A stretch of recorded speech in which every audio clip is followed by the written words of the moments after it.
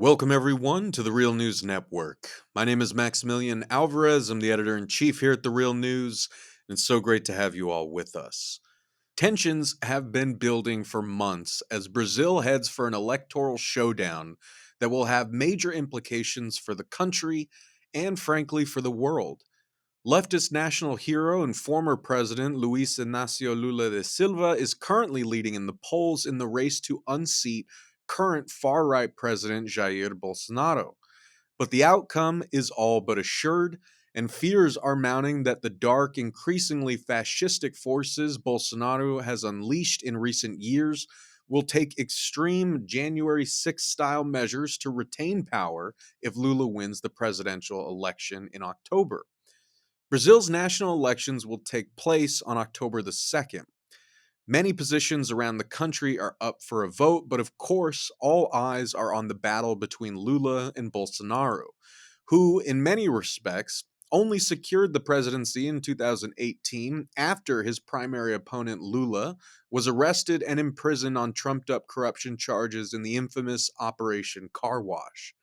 If either candidate secures over 50% of the popular vote on October 2nd, they will be declared the winner.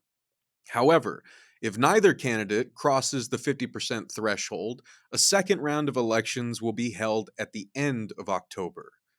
Brazil has the third largest economy in the Americas. Even with the unprecedented and catastrophic levels of deforestation that have occurred in recent years, accelerated under Bolsonaro, Brazil still retains a third of the world's primary tropical rainforests. Under Bolsonaro's far right government, Brazil suffered some of the worst outbreaks and casualties from COVID 19. Moreover, as someone who is often referred to as the Trump of the tropics, and who has not hidden at all his nostalgia for and desire to return to the days of Brazil's military dictatorship, Bolsonaro has built up and ridden a wave of increasingly fascistic political desires that have electrified the far right in Brazil, that have thrown gasoline on culture wars that bear eerie echoes to those in the United States, and that have increased political violence against working people and trade unions, leftists, Black and Indigenous people, LGBTQ people, non Christians, and more. As the world watches with bated breath, we at The Real News have been working overtime to make sure that our audiences have the essential context they need to understand the stakes of the upcoming election, this pivotal moment in Brazil's history, and how we got here. And we have been honored to team up with the incredible Latin America based multimedia journalist, filmmaker, and radio reporter Michael Fox, and the good folks at the North American Congress on Latin America, or NACLA, to produce the invaluable deep dive podcast series Brazil on Fire, which you can listen to on any of the Real News podcast feeds. Now, I truly can't say enough good things about Mike's podcast series, which is unlike anything else out there available in English. And, it's truly been an honor to work on the series with him and with the folks at NACLA. If you haven't already, I highly recommend that you binge all 7 episodes if you want to know what is happening in Brazil, what Bolsonaro's politics really look like, where those politics come from, and what, the destructive effect they've had on the country is. And to talk about the upcoming Brazilian elections, where things stand now, and what the stakes are for all of us, I'm honored to be joined today by none other than Michael Fox himself. Michael, thank you so much for joining us today on The Real News, man. And thanks so much, Max. So I won't, spend more time kind of plugging your incredible series, but just want to really underline that for folks that Mike has done a tremendous amount of work for this series, and we couldn't be prouder to be publishing it at The Real News. So again, highly recommend that you check it out. It is chock full of original interviews, great sound design, compelling narrative, but also just a whole bunch of history and context that you need to understand what is going on in Brazil right now. So, first of all, everyone go listen to the podcast series. Second of all, for those who have listened to it and for those who haven't, we're going to dig a little more into the series and what you think, it reveals for the current state of Brazilian politics. But I wanted to sort of start just right here where we are right now. We're in the week leading up to the October 2nd elections. Can you give us a sort of, just up to date report on where things stand right now with these elections, what the polls say, what the mood in the country is that you're hearing from folks, and what you think anyone watching and listening right now needs to understand about this election and the stakes of it? Yeah, completely. So right now, the election is on Sunday. The polls, Lula is roughly 17 points ahead of Bolsonaro in the polls. So he has 48% in just the latest polls. Now that's just shy of the 50%, but give or take a few points, it is possible that he could win it in the first round if he's able to take over 50% of the valid votes. Um, that is not common in Brazil. There's only been 2 elections that's happened since the dictatorship, that someone has won in the first round. Um, so that's not that likely, but it's possible. The sense on the ground is pretty intense. I was just talking with my sister-in-law who owns a cafe in Santa Catarina, and she was just talking about how, everybody's nervous about what's gonna happen, but also nervous about their own what are people going to think about their own political choices? In fact, there was a report the other day that said that two-thirds of Brazilians are afraid of being attacked for their political preferences ahead of this election, which is huge. And it ties into Bolsonaro. It ties into the podcast, what we've talked about. It ties into the rising wave of political crimes and attacks, particularly by Bolsonaro supporters against Lula supporters that we've seen increasingly just in the last couple of weeks, but also that we saw in the lead up to the 2018 elections with Bolsonaro.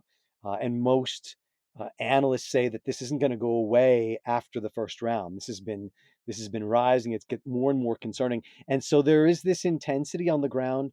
Um, I was speaking with a black candidate for local office in Rio Grande do Sul just a couple of weeks ago, and he had just received a death threat, and he was also saying that this is the most intense election that he's had, and he's worked on many in recent years.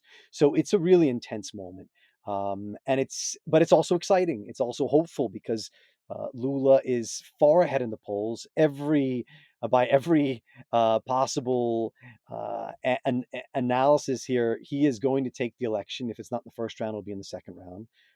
But the big question, which you also mentioned, is what happens then with Bolsonaro, right? Bolsonaro, he is the Trump of the tropics. He is a Trump protege. He really fashions himself after Trump, and his whole strategy in recent years. In fact, I did a report about this a year and a half ago for PRI's The World about him, talking about fraud in the elections and how the electronic voting machines are going to cause fraud. And so he's been building this narrative for a really long time to then, whether it's in the first round or the second round, then be able to say, look, these results just aren't real, and then turn his people out. So that's obviously people's major concern. He has, and I'll just say this before we move on to the next question. Um, he has every reason in the world not to want to step down. There are many allegations, criminal allegations, not just against him, but also against his sons. And as president, he then has immunity, and he's able to manage the federal police. He's able to organize things from within. That's what he's been doing in recent years. So many people believe that he's going to fight tooth and nail, whether or not other forces, his supporters, the military and else, are going to support him. But many people believe he's going to fight tooth and nail to try and defend himself at all cost. Well, and we'll talk about this a bit more in a second, right? When we drill down on the podcast series that you have produced, in partnership with us and NACLA. But I wanted to just kind of pick up on that question real quick because obviously here in the US, we have this sort of like ideological compunction to filter everything through, the image of our own selves. And so right now, across the media spectrum, everyone talking about the Brazil elections is talking about it through the prism of Donald Trump and January 6th, where obviously Trump supporters tried to storm the Capitol and stop the election. Right. And like, so we're walking a tightrope here because I don't want to give in to that sort of American hubris where something only matters as long as it like can be contextualized in what's going on here. But as you mentioned, like there are a lot of very tangible connections here, including Bolsonaro's like express love for Trump, Trump's endorsement of Bolsonaro, and Jesus in the podcast. Like there are some really terrifying moments where you're talking to like evangelicals in Brazil who sound exactly like evangelical, extremists here in the US. And that just like really sent a shiver down my spine. So I wanted to sort of just ask if you could say a little more about that. Like for folks here in North America who are watching this unfold, like, how legit are these sorts of comparisons between Bolsonaro and Trump, especially the comparisons between the upcoming elections and what we saw unfold here in the United States on January 6th after the 2020 elections?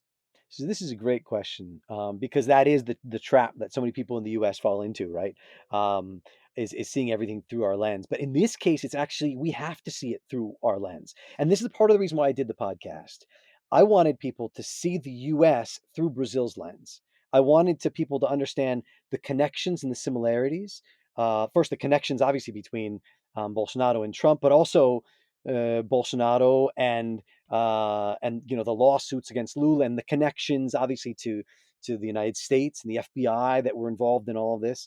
Um, but we need to understand what the role of the United States plays and has played historically in Brazil in order to understand this current moment. So it's actually really important to do that. But I mean, what I try and do with the podcast is take it even deeper, right? And also so that we can understand the dangers within the podcast. That's why it's so important. So we can understand the dangers within the United States by seeing what the reality is in Brazil, by like stepping outside of our little US bubble, see what it is in Brazil and go, wow, that seems really, really familiar, but we've just seen it in a different country. And that's not just because it's familiar for us in the US, but it's because this is another reality. And then we can see ourselves reflected within that reality. Um, and part of this, we have to take a little bit of a step back before talking about Bolsonaro and Trump. To these, the Brazil and the United States have deep connections going back a long time. They're both huge, massive countries. Brazil is larger than the lower 48 in the United States. So it's important to understand that Brazil, if you look at a map of South America, Brazil roughly takes up half of it. And it has roughly half the population of South America. All the other countries combined is roughly the same as Brazil. I mean, that's generalizing, but roughly that's the same. So that's the size of this country and why it's so important. And oftentimes, Brazilians, like for instance, they don't wear. And I've mentioned this recently on another interview I was doing. In many countries in South America, you'll never catch guys wearing shorts. It just won't happen. They all have long pants. Um, and in Brazil, everybody wears shorts. Guys are wearing shorts. They wear ball caps, just like in the States. You've got your flip flops on. It's like there's this direct connection between U.S. culture and this looking towards the U.S. In fact, Brazilians oftentimes they will take U.S. concepts and U.S. words and they'll transform it into their own thing. And so there's always this kind of constantly of Brazil or Brazilians looking north to the United States as kind of that's the closest thing that they emulate because around them are all Spanish speaking countries, right? And they don't necessarily, yeah, I mean, obviously in the South and other places, you have these connections with these countries, and obviously there's relationships, and that those are really important, particularly when you had Lula and you have South-South relations and regional ties and all this. But in general, there is very much this focus on looking toward the U.S. culturally, and then, like I said, words. There are these, like billboards, for instance, in Brazil, they call them outdoors, right? Which somebody obviously got the word in English and decided that's what they're going to call it. Um, but that's just like one layer of it, right? And then you start to peel different layers back. One of the things I mentioned in one of the first episodes is about Olavo de Carvalho. Olavo de Carvalho basically is the far right philosopher who is responsible for the resurgence of the far right in Brazil, and he trained thousands of Brazilians in his kind of far right ideology from his home in rural Virginia, just on the outskirts of Richmond. There's all these crazy connections also about, like, right after the Civil War in the United States, you had thousands of Southerners who then moved to Brazil because Brazil was still a slaveholding country. In Brazil, they didn't abolish slavery until 1888. And so many thousands of slaveholders from the South actually moved to Brazil so they continue their slaveholding way of life, which is just terrifying. It was just actually just a couple months ago that this one town, Santa Barbara do Oeste in Sao Paulo, um, the city council ruled that the what do you call it, the Confederate flag could not be used for their celebrations anymore. So this is like this long history of looking north, and of course along comes Bolsonaro and along comes Trump, and in many ways Bolsonaro rose to power because he emulated Trump. He tried to follow in his line. When Trump was in office, Bolsonaro visited the United States 4 times, and in fact during one of those visits he visited the CIA. He was the first Brazilian president ever to visit the CIA in Langley, Virginia. And not just that, but he actually visited the CIA before he visited the Brazilian Secret Service in Brazil, just to show you Bolsonaro's connections and his close ties in every way possible to who Trump is and what Trump represents. And this is obviously part of the reason why not just Trump, but Bannon, like all these connections between Olavo de Carvalho. There was a dinner that happened at the Brazilian embassy a while back. Um, Before, I mean, Olavo de Carvalho, he passed away earlier this year from COVID, something he had previously denied. But at this dinner, it was literally Bannon, Olavo de Carvalho, who are of the same traditionalist philosophy, and all these other kind of top members of the Brazilian cabinet and stuff in Washington at this dinner. So I mean, these ties, they run deep, and this is part of what we talk about in the podcast. But it is really important to understand this current moment within this context of Brazil's super close ties to the United States under Bolsonaro, how Bolsonaro wants to emulate Trump and emulate the U.S.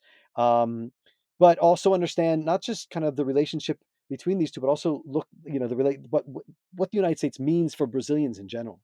Right, and again, I think that the podcast series Brazil on Fire does a masterful job of teasing those connections out, showing how, like you said, even going as far back, as the 19th century, right? Like how we can see the seeds of the current political situation being planted. We can see the sort of spandrels of influence, like from each side of the hemisphere, kind of connecting with each other, from the plantation owners in the U.S. South moving down to Brazil, which, as you note in one of the episodes, received the largest share of slaves, like in this side of the world during the slave trade, and going all the way up to youth pastors from the U.S. Going down to Brazil, the first lady speaking in tongues, just like you see here. So, like again, I think that the way that that narrative unfolds really does show how those connections emerged and what role they kind of play in the current political context in Brazil. And obviously, we're not going to be able to kind of go beat by beat through this whole series, which in and of itself is the product of years of original interviews that you conducted, talking to different people across Brazil and outside of Brazil. You go from tracking, the imprisonment of Lula and the U.S. involvement in that, but you also talk about the military dictatorship in Brazil and why Bolsonaro looks so nostalgically and fondly, and why scarily, so many other people in Brazil look fondly upon this time in Brazil's history. In the final episode, you look at the Amazon itself, what Bolsonaro's reign in Brazil has meant for the continued destruction of the Amazon at a point when climate catastrophe is wreaking havoc upon the rest of the world. So, I think the stakes are very apparent of everything that we're talking about.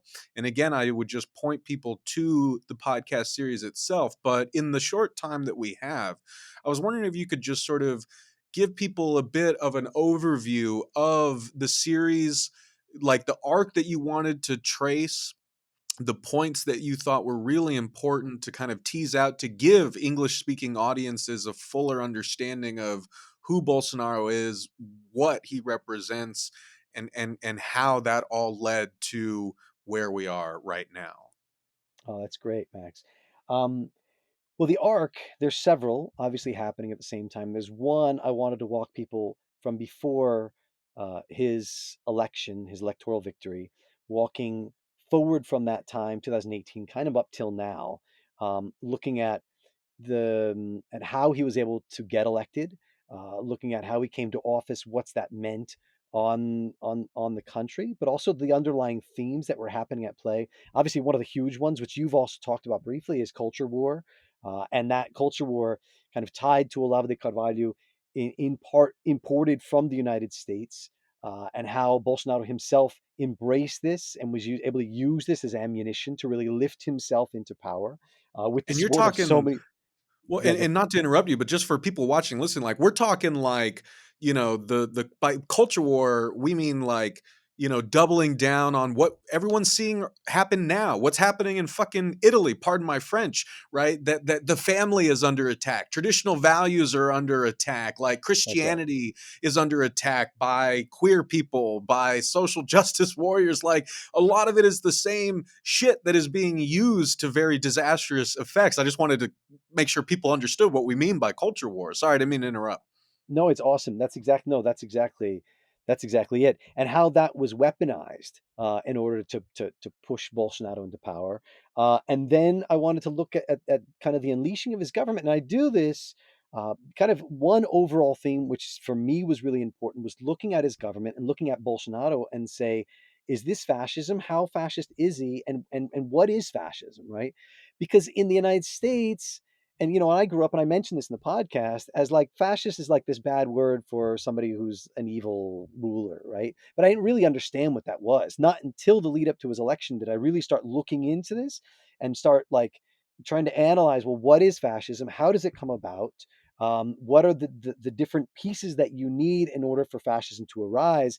And then what does it really look like in play? And so kind of what I do throughout the series, I also lay Bolsonaro against that and try and analyze, well, what does this mean? And of course, by every means, except for dictatorship, Bolsonaro is a fascist, and what he's trying to impose on Brazil is fascism. Because basically, what you need, and what I've learned, is you need four key things in order for that to happen. You need a charismatic leader who is pushing violent and violence, right? A hate rhetoric, so attacking specific groups of people, like you just said, using culture war to attack LGBT communities, women, indigenous, black, gay, and then using violence to kind of whip his or her people into a frenzy, and then they're going to push their supporter into power, and then dictatorship. That's kind of the final layer of fascism, and that's the piece that we don't have.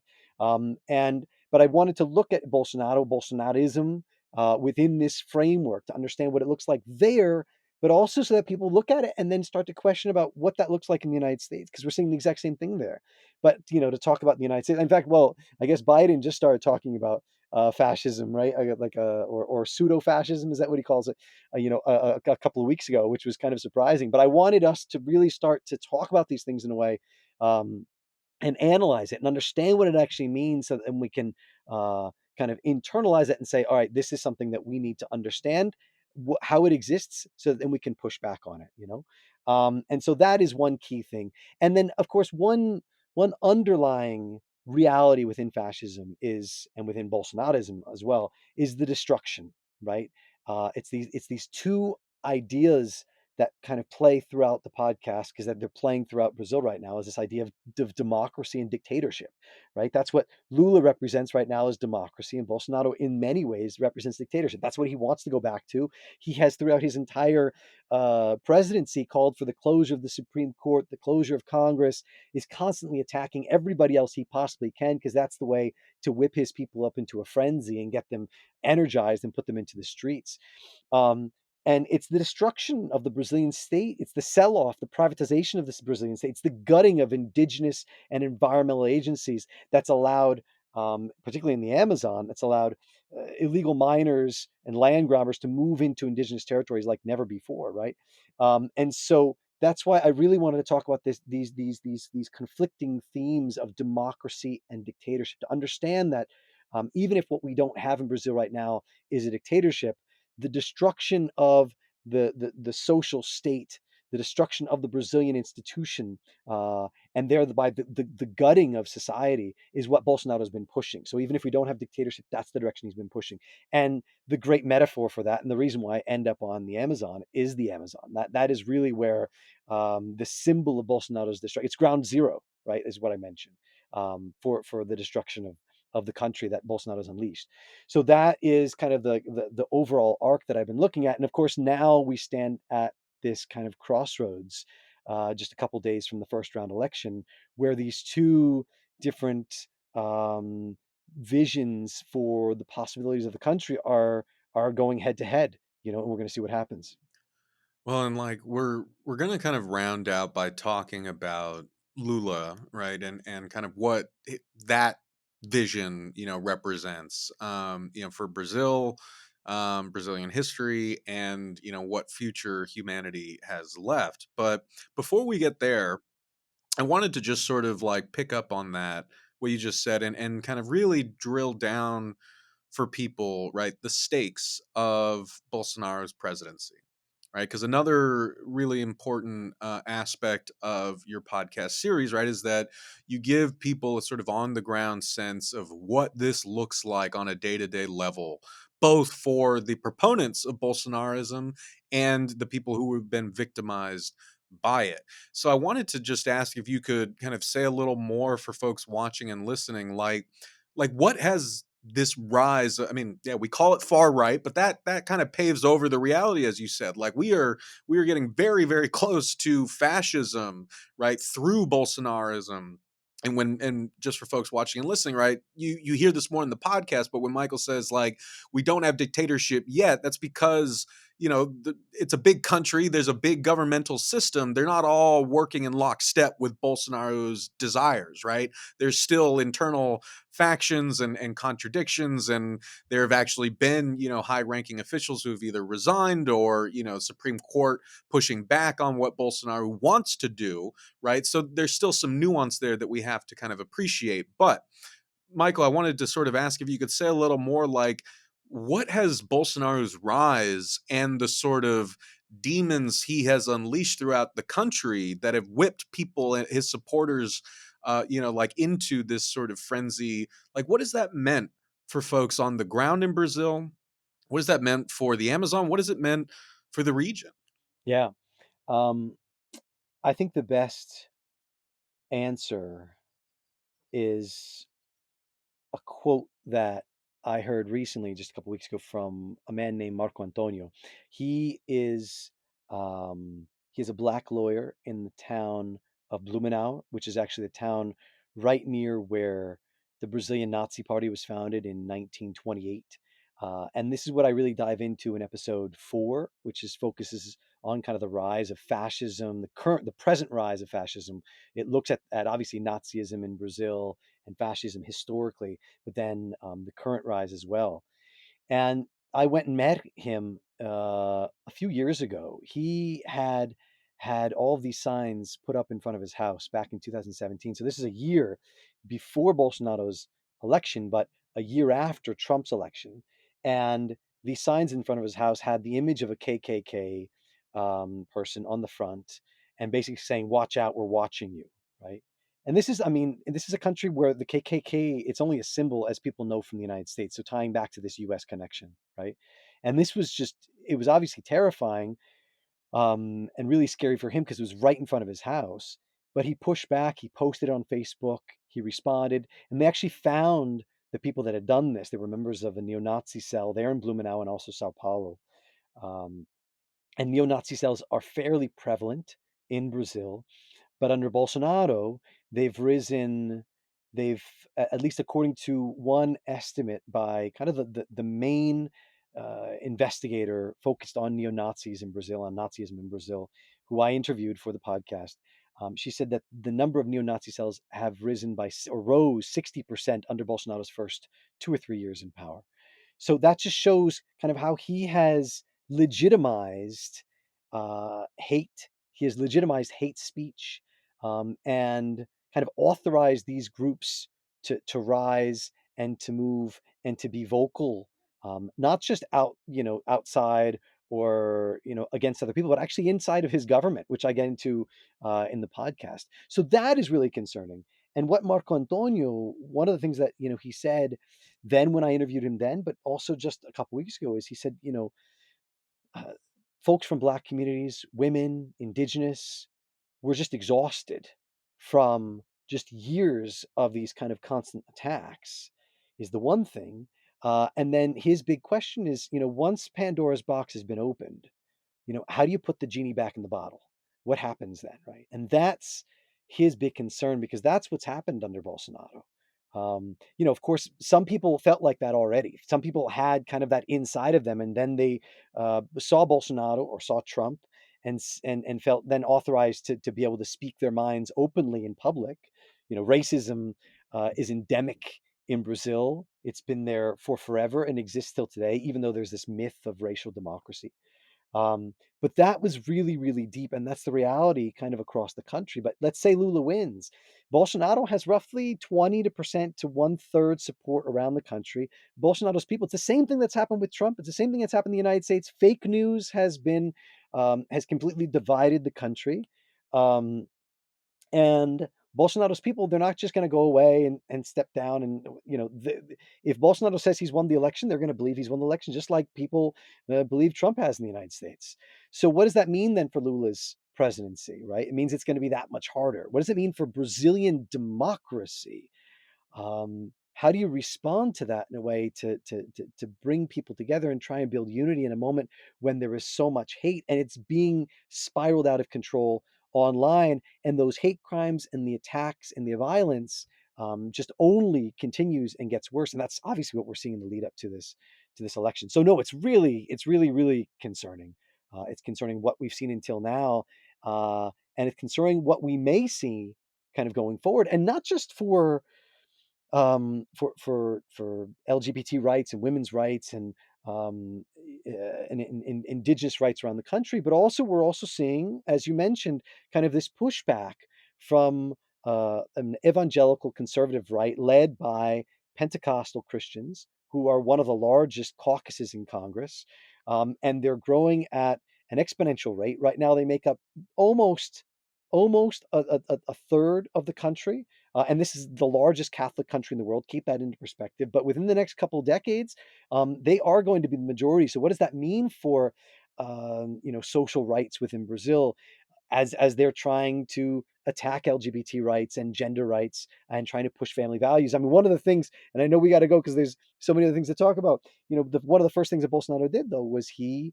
first took the Ministry of Women, and he fit it with the Ministry of Human Rights, and they also made it into the Ministry of Family. And he placed at its head an evangelical pastor whose job it was to gut women's and human rights policies, previous policies, and really push so-called family values and moral values. That's been kind of the guiding goal from her administration. She's no longer there, but she was for the first 3.5 years. So that is what's rooted Bolsonaro's government in so many different ways, and that still is going to root a major percentage of the population going forward for years, if not decades to come.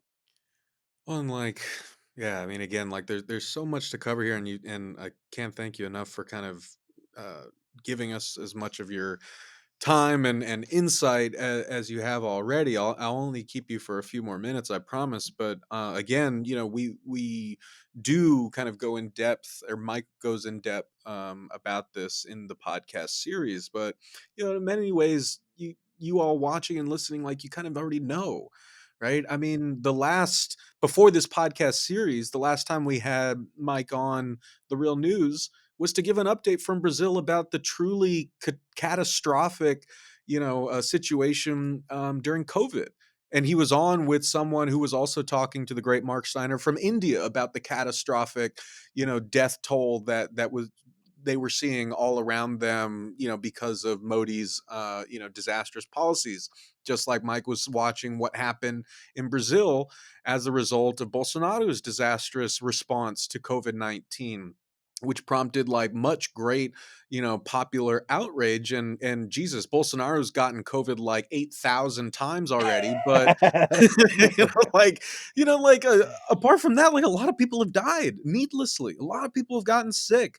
The economy has taken huge hits because Bolsonaro, doesn't think that COVID's a big deal, has been pushing a lot of the same vaccine, like hesitancy and doubt, about COVID. All that stuff has played out over these past 2.5 years to disastrous effect. The destruction of the Amazon, the violence that is being wreaked upon indigenous people living in the Amazon by, a land grabbing, people who have been given, just the green light to go in and destroy and claim and mine and deforest anything that they can. Obviously that's the biggest carbon sink in the world, and it's happening at the worst possible time. I mean, we could go on for days, right, about the sort of ripple effects and the real human toll that this and non-human toll that all of this has taken. But I think you guys kind of get the point, right? That this has been, regardless of what happens this weekend, the effects have already been disastrous. And as Mike, brilliantly said, the real question is like, how can we actually recover from this, and can we recover from this? How do you put these demons back in the box once they've already been unleashed and started to infiltrate the institutions of government and popular culture and so on and so forth? So it's all just again a testament to the important work that Michael has done, which you guys should all again go listen to at Brazil on Fire and follow and support his journalism however you can. So, with the kind of remaining few minutes that I've got you, Michael, I wanted to just sort of ask about Lula, right? Let's look at this alternative vision, like that you mentioned for the country, right? A potential path out of darkness. For folks watching and listening who maybe know a little bit about Lula, who maybe heard about his imprisonment, who maybe know that he's this celebrated national figure, labor organizer, former president. Like, what do folks need to know about you know the Lula side of this story, and what kind of the current feeling is among folks in Brazil about Lula's potential return to power? Well, he is a working class hero, and he is like the quintessential rags to riches story. He was born poor in northeastern Brazil, in a house with a dirt floor. He went on to lead some of the biggest worker strikes in the late 70s and the early 80s that would then lead to the end of the dictatorship. So just that essence of himself was kind of that feeling of democracy fighting dictatorship, right? Which is what's fascinating, because we're seeing the same matchup of forces right now. He then, he was a presidential candidate. He founded the Workers' Party, was then a presidential candidate for several times before he actually won in 2002. And he came in with a platform of Fome Zero, zero hunger. And he unleashed just a series of social programs. And I can't even mention the multitude of things that he did. But he lifted millions of people out of poverty. And there was a person, in fact, I was working on a story about Lula just today for the world, and there was a person who said it perfectly. Who said that he made poor Brazilians have citizenship. Like, he made it okay for us to actually exist within this country, which they weren't. They were sidelines until then. Um, so for so much of the population, Lula is more than just a politician. That's only a piece of what he is. He's a former uh, union leader, a worker, and he is the essence of what people believe and believe in. And not just that, but he actually like went to jail. And for when he was in jail, then you had this vigil that was outside of jail for 580 days. People would not leave. They said, "We're not leaving until Lula is out of jail." And I did a bunch of coverage of the vigil, because I that was in a town called Curitiba, which was only about 5 or 6 hours from my town in Florianopolis. And this is kind of what all of episode 2 in the podcast is about. But so Lula is so important to understanding this larger puzzle, and this is why he's so key right now, and why so many people want to support him. He was leading the polls back in 2018. You remember, I mean, just to take a real quick step back, there was an impeachment, there was a coup, a congressional parliamentary coup that happened in 2016 against then President Dilma Rousseff. They took her out of power. Temer came into power. Temer, her vice president, started to gut the country. And then 2 years later, many people said Lula is the guy to get the country back on the rails. He's going to put the country back on track. He's going to bring democracy back to the country. And he was jailed in bias charges by a judge to stop him from returning to power. And then that opened the doors to Bolsonaro. And in fact, Bolsonaro then asked that judge to be his justice minister, and he accepted. So just to show the tit for tat that happened, but this is why Lula is so important right now. Of course, the ability for Lula to be able to actually enact things, if he is able to win, is going to be extremely hard. It's going to be hard because the economy is in a different place than it was. It's going to be hard because you now have energized Bolsonaro supporters. They're going to push back as much as possible. It's going to be hard that in the Amazon, for instance, I was just speaking with an indigenous leader, and what he was saying is, and I asked him, well, what happens if Lula wins?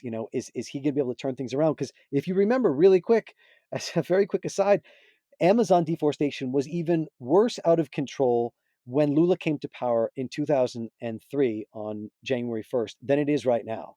And within just a couple of years, he was able to get it under control, passing a huge package of policies and reforms that basically within 2 years cut Amazon deforestation in half, and was a huge success story. And all of that, Bolsonaro has undone. So things like that can happen. There's history there for things to be turned around. The problem is that today, because of Bolsonaro's policies, illegal groups, narco traffickers, and powerful groups in the Amazon have been even more empowered, and they've taken even more control of the deforestation, of the selling, of the gutting of lands, the robbing of lands, the selling off of lands, and so it's going to be even harder to stop all that, to create state institutions and to refund environment environment ministry and the indigenous community to be able to protect those areas because of kind of the gutting of the social state that Bolsonaro has done. So it's he brings in a lot of hope. It's not going to be easy if he's able to take power. But if anyone's going to do it, and if anybody is the man that most Brazilians believe in, or at least the majority of Brazilians believe in, can really put the country back on the rails, it's Lula, the great negotiator, the great Democrat, and amazing speaker who can kind of turn things around. So that is the great Michael Fox, Latin America based multimedia journalist, filmmaker, radio reporter, and host and producer of the invaluable podcast series Brazil on Fire, which you can listen to right now on the Real News Network podcast feed. It also has its own dedicated feed wherever you get your podcasts. We've been honored to work with Mike and the good folks at NACLA to produce this podcast, and everyone should go listen to it. Michael, thank you so much for joining us today, man. We really, really appreciate it. Max, thanks so much. Pleasure. Let me know when you want me back. Hell yeah, man. Don't don't tempt me. I'm gonna have you back on very soon. And for everyone watching, this is Maximilian Alvarez for the Real News Network. Before you go, please head on over to therealnews.com/donate. Become a monthly sustainer of our work so we can keep bringing you important coverage and conversations just like this. Thank you so much for watching.